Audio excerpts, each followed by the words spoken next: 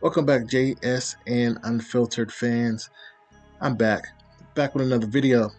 But I wanted to talk about this video with Gilbert Arenas. I was watching him. He was on I Am Athlete, and he was talking about Kwame Brown. I wanted to play this video, and then I want to give my critique. So check this out real fast. So let's get to it. Kwame Brown. Unquote saying, Kwame Brown, you're a professional exerciser, a big buff bust out doing cardio. What's up, bro? Now, listen. The problem is this. He got famous on YouTube by going at other athletes, right? Before the Stephen A, before me, Matt, he was quiet, a little tractor trailer doing his little thing, doing what Kwame Brown do, nothing. Right. He got fed up, decided he wanted to attack, and got famous off of it, right? Them YouTube checks was coming. He's trying to recreate and trying to change the narrative of who he was when he was younger. You know how we now we be like, yo, when I was 15, I was doing this and doing, until you hear somebody when you was 15 that was with you, like, nah, you wasn't like that. Like this, bro, chill, like, bro, relax. That's how it was. Like, yo, you was not like who you was is who you was. Stop trying to change that narrative. Right. You was a bust. You was a bust. But you sucked. But do you really think he was a bust? Bust. Like, what he been trying to say is, look, like the situation. Look at the situation I was in. And then he compared numbers. He was like, wow, this dude, if I'm averaging 13 points, 8 rebounds, or whatever it is. Never did that. Never did that. that. That's what he said. I know I know what he said because that's what he said. That's what he said. Like, yeah, you came to, you got drafted, you had Michael Jordan. But if you look at all those guys at the time, it was like high school kids, right? High school, we were all young. Yeah. All that whole draft was young. So he didn't start. Tyson didn't start. Eddie Curry didn't start. Paul Gasol. Jock Diop didn't start. Right. Most of those players, young boys. they didn't start. Yeah. They did fine. Most of them did fine. Right. Like, you blaming your whole career on Michael Jordan you had for 2 years? Come on, bro. So, Well, what I want to say about the situation is obviously these guys used to be, I wouldn't say friends, but they were cool, and it's a whole different time. Like when, you try to reinvent yourself, and then somebody comes into the picture that knew you from your old neighborhood, and he said, no, that's not the dude. He ain't like that. He ain't built like that. And that's what I said. I think Gilbert Arenas is saying. We all been saying that he wasn't as good as a player to be drafted number one. That's an investment. When you're, and that's one thing about the NBA, and that's one thing about the NFL. See, the NBA, they hire you off of potential. So a lot of times they lose money. There's not a, if you look at the 1 and 2 drafted in the NBA, it's like a real low percentage of success. You don't know. Now we can dissect his career because he's no longer playing. And I don't like what Kwame say this when he says, nobody's a bust because I made it. No, that's not true. That's not true. You are better than the pedestrians because you're able to play a game for 12 years and be successful. And that's great. But since we're the consumer, we're allowed to critique you.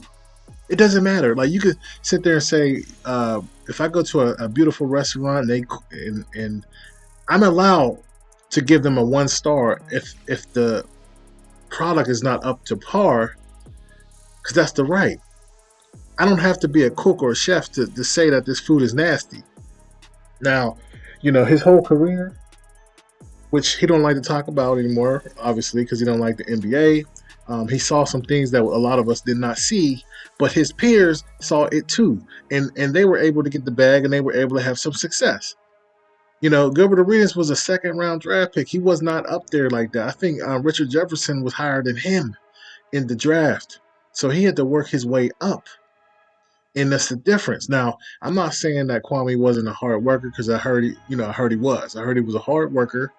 I think he would have fared better in the 80s or 90s. I think the transition of the game change was not good for him. Then you had the pressures of Michael Jordan, because he's just not a good guy. Everybody knows that, but Kwame, one day maybe Kwame will snitch and tell about and write his book. That's what I think he needs to do. But he's a hell of a nigga. He ain't gonna say nothing. But he should say something about how he is, because that's not snitching. Everybody has their own story. Everybody should hear about how he was, how Kobe Bryant was behind the scenes. That's sometimes why I listen to him. Sometimes I hope he do elaborate on that more. But I don't know if his fans want to hear that, because he has new fans right now. He has fans that came in when he started disrespecting people. That was disrespecting him. Let me clarify that. They attacked him first, and then he went after them, and that's what you're supposed to do as a man. I get it, but you was not that good. Something has to be said, because you were dominant in high school. What happened, Kwame? Can you tell us, please? Like, I've been listening to your speeches. I want to know. Like, just please, like, DM me or something. Let me know, because I want to talk to you about this. How did that happen? You the Georgia Player of the Year, dominating, scoring, shooting jumpers. All of a sudden, it's like you the Monstars, and someone took your talent. That's what I want to know. But I gotta say, shout out to the late Kobe Bryant. He really liked you. I watched a lot of interviews, and he complained about your confidence, because you didn't have any confidence. Like I said, the Monstars took your spirit. You played a lot of games, like how Charles Barkley played in Space Jam. That's how you were. I have to know, Kwame. You tell me, why couldn't you play? I know you said half the time you were hurt, but let's look at your numbers here. Washington, you had the third year. I want to say he was gone then. The boogeyman, Michael Jordan, was gone. So you ended up scoring 10 points a game that year, and I think they played you more.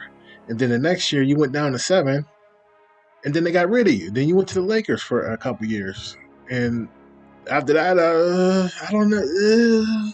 After that, just I don't know, man.